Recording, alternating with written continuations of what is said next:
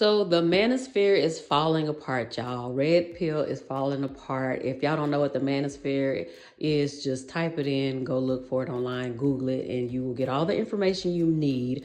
But some of y'all don't know that there are a lot of women who are red pill and in the manosphere too. We call them pick-me's, but they are red pill and Manosphere. And just recently, another one of their soldiers just got ate up in a debate, and it is Pearl. Pearly Things. If y'all don't know who Pearly Things is, she is a mid-looking white woman who debates women, and she's on men's side. She thinks men are just God's gift to women. I don't really think she thinks this. I think she's a grifter. I think she's doing it. I think Pearly Things is kind of like what Trump is to MAGA. She just tells men what they want to hear and they pay her. I don't think she really means everything, or she's just ignorant. She's just stupid. By this debate, you can tell she just doesn't know and doesn't research anything, just like the manosphere. And I think she really doesn't like women because she's not really attractive, conventionally attractive. And she probably couldn't get the men that she wanted when she was like, even now she can't get the men that she wanted. I was going to say when she was in school and growing up, but I doubt she can get the men that she wanted. The men that she wanted probably wanted women that looked better than her. I don't like talking about women, but when it comes to pick-me's and women like Pearly Things, I don't mind. I don't care. But anyway, let's get into this debate and what everybody had to say about this debate. And let's just keep hoping and praying that they will all fall in 2026, because she's never really had to date. She's never really had to debate like people that actually know things. She's used to debating people that don't know anything and people that are scared of her and that will back down. But everybody's not going to do it. And I pray in 2026, a lot more people that actually know things debate these people and shut them up like quick. So let's get into it, and I will talk to you ladies later. Bye. Pearl Davis recently debated Anna Kasparian, and let me tell you, this was a painful experience to watch. Like, I had secondhand embarrassment from how thoroughly Anna mopped the floor with Pearl and every single one of her talking points, to the point where there was literally moments when Pearl was just standing there in silence, stun-locked. Are you just making things up? No.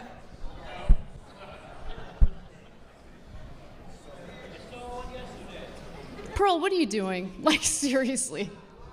And this is just a really good example of how these people and their talking points completely crack under the pressure of being faced with an opponent that actually knows what they're talking about and is able to completely dissect each and every one of these talking points with facts and logic. Because at the end of the day, red pill content creators are grifters, okay? And they get into this because it's easy. They all use the same list of talking points. Their audience is a bunch of reactionary people that don't utilize a whole lot of critical thinking. And they typically debate people who are not well-versed in debate and are not well-versed in the material either. And that way they can look superior and like they actually know what they're talking about, when in reality, they are just grifting. Do y'all remember this girl named Pearl? If you need a refresher, Pearl became very, not popular, but she was being pushed around a lot on TikTok and YouTube because of her comments relating to equality, men versus women, saying that, with child support is one of the big ones, that, if the woman has 100 or 50%, the man shouldn't have to pay anything because it's the woman's job to, I guess, raise the kid because she has full custody or majority custody of the kid, whatever, stuff like that. She was fighting, what she said is she was fighting for men's equality when it comes to, divorces and stuff, which is not a bad thing. I think there should be more equality between men and women when it comes to divorcees and stuff like that. My dad is one of the few dads who won full custody of his 4 daughters versus my mom. So again, I have some kind of trauma, and I say trauma in a light way, but I learned that Pearl was actually in an online debate against Anne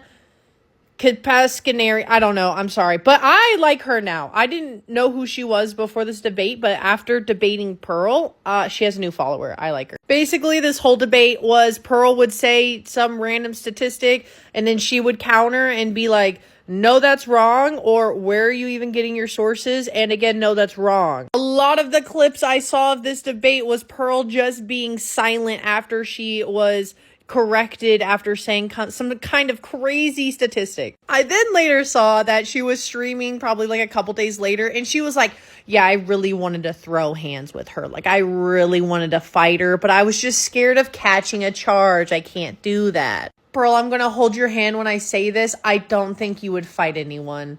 With all your videos, with you being out there, girl, you're not a fighter. I'm sorry. I'm still holding your hand. You're not. Just say it and let it go. I guess you might need a little bit more time for your debates. Honestly, she had 3 weeks to prepare for that debate, and it still turned out like that. Ooh, maybe 4 weeks, Pearl.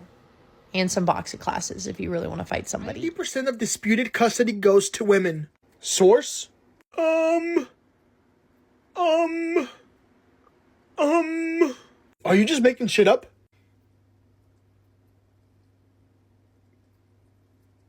Anna Kasparian of the Young Turks, literal best friend of this channel right here, recently did an event in Atlantic City where she debated in person Hannah Pearl Davis. It was actually the headline debate. It was at an event called Word War One, which I will call World War One multiple different times throughout the course of this video. And although that premise on its own sounds ridiculous, Anna debating Pearl Davis on the issue of feminism, a topic that seems like it should be dated back to like 2014, the only thing more ridiculous than this particular premise was the fact that it actually happened, and Pearl Davis's performance was so embarrassing, so humiliating, so terrible that the much more prepared for this conversation Anna Kasparian actually suffered a little bit as a consequence of Pearl bringing literally nothing to the table. I mean, again, if you watch this debate, you will see that there are moments after moments of Pearl awkwardly pausing, repeatedly smiling awkwardly, looking at her piece of paper, not answering any of the questions brought up by Anna because she legitimately had nothing to bring to this conversation. She had nothing to bring to the table, and this is like a symptom of somebody who, if she ever does do a debate, it happens to be against like a 20-year-old OnlyFans model that doesn't know a lot of information, or somebody who does a show where she just asserts things time and time again and nobody actually challenges them. So when Pearl actually had somebody in person challenge her, she folded or just kind of went into like a ball, like the equivalent of a fetal position on stage. And again, this was a humiliating experience for Pearl, and honestly for almost everybody watching this, because you have that secondhand embarrassment for her, and I know that Anna herself was feeling that embarrassment. Now we're going to get into this, but I do want to say thank you to the people running the Word War One Twitter account for actually offering me a ticket to come to this event. Thank you for Anna actually inviting me to this particular event. Unfortunately, I was booked on that particular day. There was no way I could have made it out to this event, even though I definitely wanted to, but I appreciate the offer. I appreciate trying to include me in some way, shape, or form in this whole process, even as an audience member, because yeah, I could have experienced this horrible cringe in person, and I probably would have died from it, but you know what? It was a death that would have been brought to me out of people wanting to include me, and I think that's really nice. But before we get into this, before we break this down, I want to... Do you believe in alimony? I believe in alimony in specific cases where the woman decided to forego having a career and working, decided to stay home and raise the kids. In those cases, I believe she deserves alimony, yes. But that's a privilege.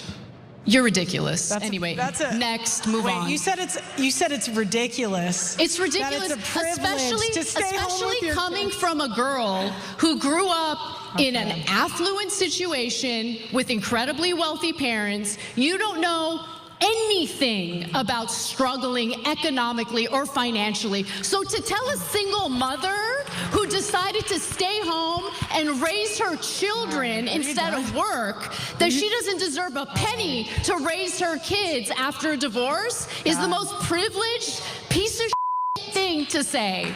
This is Next. this is the type of nagging that drives men to suicide. Good. But I'm married and you're not, so next. Do you think that men should have the right to opt out of fatherhood, since women have the right to opt out of motherhood? No.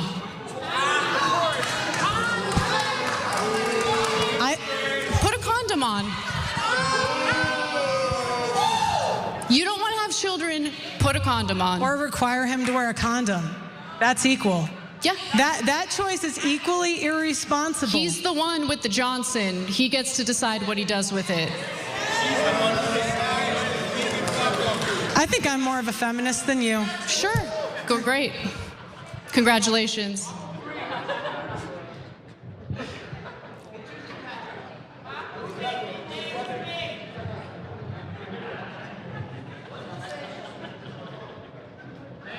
This is the longest 30 minutes of my life. Do you think it's fair that all of the young women who were preyed upon as minors by Jeffrey Epstein are now experiencing yet another administration engaging in a cover-up?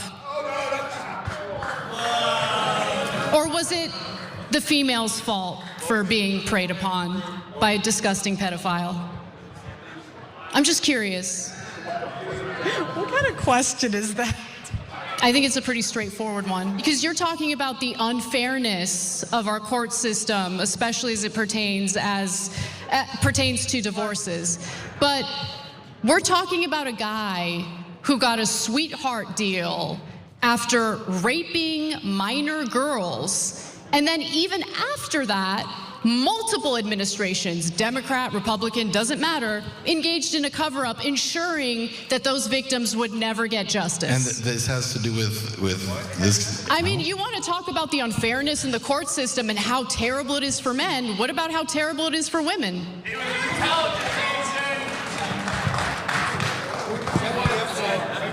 Look, that has nothing to do with anything.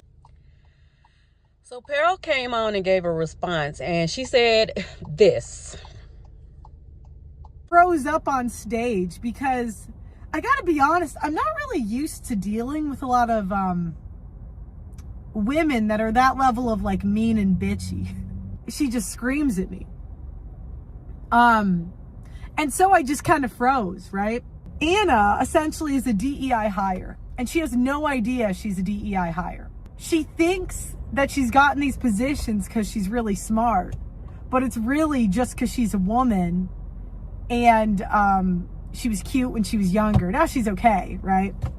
Now I don't think she froze up. I think she just felt dumb and didn't know what to say. She never has statistics and facts, so she just shut up. She's, like I said in the beginning, she's not used to debating smart people or people who know anything, and this caught her off guard.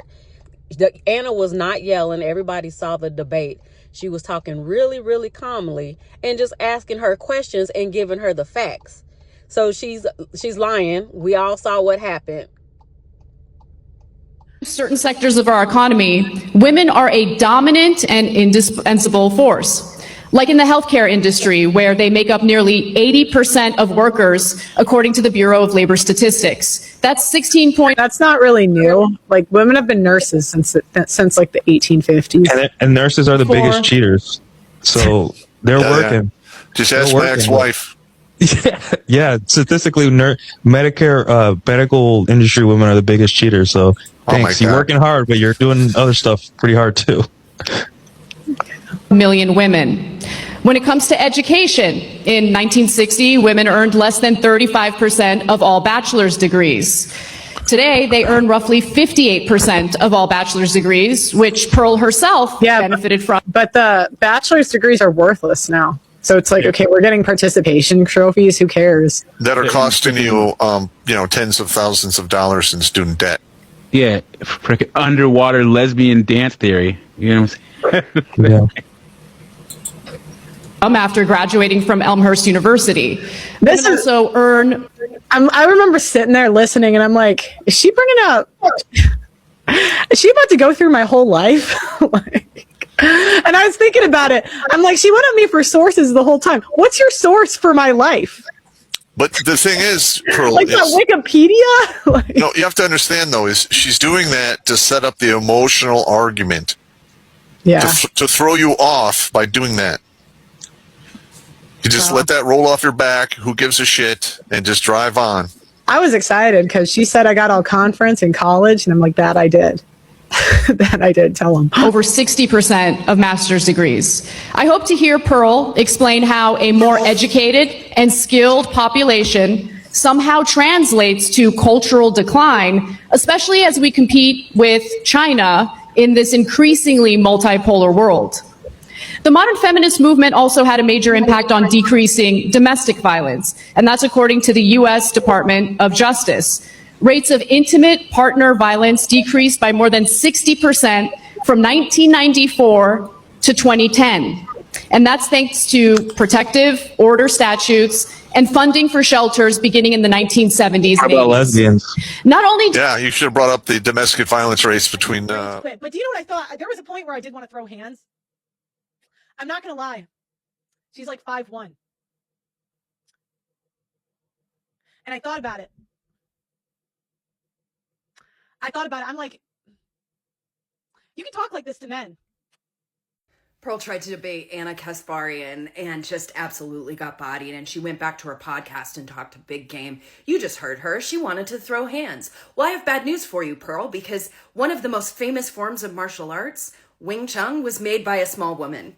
It is actually designed for smaller bodies, and so being big doesn't always mean that you would be a good fighter. And that's why Wing Chun is so popular. It's one of the most famous forms of martial arts in the world. So how about this, Pearl? I'll fight you. Not a street fight. I actually have a job. Need to save the moneymaker. You wouldn't know what that's like. But I'll spar you, and I'll show you exactly what it's like to get bodied again. This time in the ring. Have the best day. Her wanting to get violent with this woman just because she was wrong, it solidifies to me that she is really, really male-centered and she identifies with men, because that is something that Red Pill would do. That's something you see people like Andrew Wilson doing when they are wrong and proven wrong, and you say a fact, they want to cuss you out, they want to fight you. Y'all, I don't know if y'all remember the movie Mask with Cher back in the day. Whenever I see Pearl, this is who she reminds me of. She reminds me of Rocky Dennis. He played Cher's like deformed son. I feel like this is why she's mad at women. I really feel like this is why she wants to fight women, because she looks like this, and men only care about her if she's speaking like them and if she's on their side.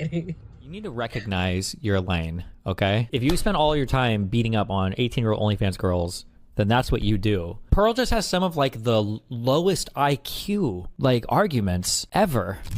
Why do we have phrases like happy wife, happy life? Bro, it can't be this way. Apparently she has a Mitch McConnell moment here, but I didn't. How many women die every year during childbirth? Not many.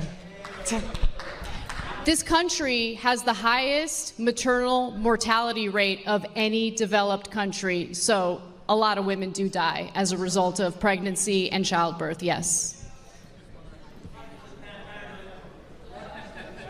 Wait, this has to be edited. It can't be this bad. Oh wait, there's a clock in the background. Hold on. 16, 59, 58. No, okay.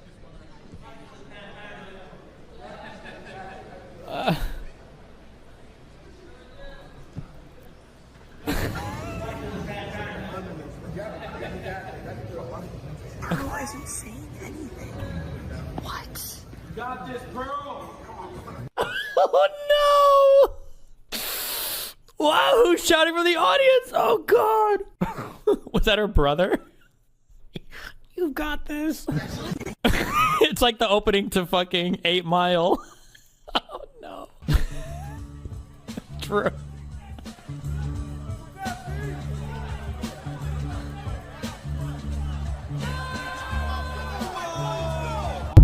Pearl getting educated and dragged at the same time. Watch to the end. Do you believe in alimony? I believe in alimony in specific cases where the woman decided to forego having a career and working, decided to stay home and raise the kids. In those cases, I believe she deserves alimony, yes. But that's a privilege. You're ridiculous. Anyway, next, move on. You said it's ridiculous. It's ridiculous, especially coming from a girl who grew up in an affluent situation with incredibly wealthy parents. You don't know anything about struggling economically or financially. So to tell a single mother who decided to stay home and raise her children instead of work that she doesn't deserve a penny to raise her kids after a divorce is the most privileged piece of thing to say. This is the type of nagging that drives men to suicide. Good. But I'm married and you're not, so... Oh my god, this was the most painful debate I've ever seen. Pearl looks like she's having a bit of a panic attack on stage, to be honest. She doesn't look comfortable at all. She's holding the stage there, right there. She's like reading a script and everything. And you'd think, oh, she's come prepared with notes, but the notes aren't anything substantial, really. Anna's not that much better. She does have better stats, I'd say, but stats are stats. But then she does a lot of personal attacks, which I find really bad, like unprofessional. Like, seriously. This has got to be the most excruciating part of the debate. I have to say, the awkward silences right now. Pearl, what are you doing? Like, seriously. The next question. Sorry, that repeated, but this is it now. I was trying to find the clip. We got it now. Here we go, awkward silence. Do you realize how good you have it in this country? Absolutely. So again, Pearl's like, a stupid question, and then she's like, best country in the world, best country in the world, she's just said. You get the life to live the life you live at the expense of men. No, that's not true. That is true. Show me how. Do you know how many men die every year?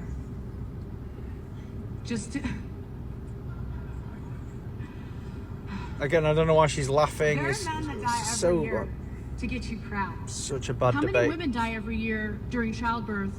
Not many. So this is This what country has the highest maternal mortality rate of any developed country. Yeah, that's so a lot of women do die as a result of pregnancy and childbirth, yes. Yes, that's really bad, Anna. So you're saying best country in the world, then you're stating a fact which makes it not the best country in the world. So that, listen, what does that even mean?